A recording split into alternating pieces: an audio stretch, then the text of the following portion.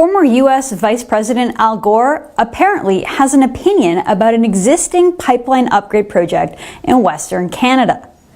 On May 10, 2018, Gore tweeted the following: "The Kinder Morgan pipeline carrying dirty tar sands oil would be a step backwards in our efforts to solve the climate crisis. I stand with BC New Democrat Premier John Horgan and Vancouver Mayor Gregor Robertson and all of the Canadians, including the First Nations, who are fighting to stop this destructive pipeline." Okay, let's forget about the glaring factual errors in this tweet. For instance, the pipeline carries treated Alberta bitumen, not so-called dirty tar sands oil.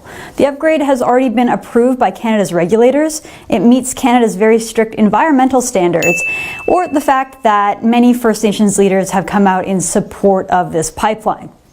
There are always a lot of lies when it comes to Al Gore, but that's Al Gore. He has a history of making things up. Back in 2007, during his Nobel Peace Prize acceptance speech, Gore said that the North Pole polar ice cap would be completely gone within 7 years. Another new study to be presented by U.S. Navy researchers later this week warns it could happen in as little as 7 years. 7 years from now. Well, 7 years has come and gone, and the Arctic sea cap is still there. In fact, in March 2018, the sea ice extended 14.5 million square kilometers. Likewise, in his documentary, An Inconvenient Truth, Gore stated that Mount Kilimanjaro in Tanzania would be free of snow on its peak by the end of the decade. Well, folks, that was 2006. 12 years later, there is still snow on Mount Kilimanjaro. There's snow there year-round. In the same documentary, Gore claimed that polar bears are in danger of drowning from an increased inability to find ice. In reality, global polar bear population has increased by more than 15% since that film came out. There's simply no evidence of polar bears drowning. And it doesn't end there.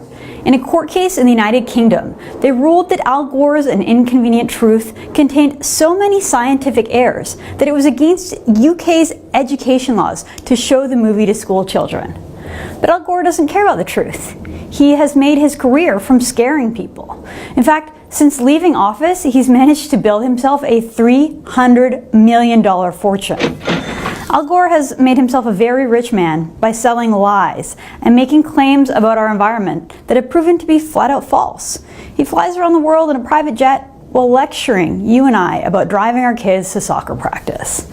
Al Gore has no credibility, and he has no business telling Canadians what to do in our country. Canadian politicians should stand up to this huckster and tell him to mind his own business. That's the real inconvenient truth. For the True North Initiative, I'm Candace Malcolm.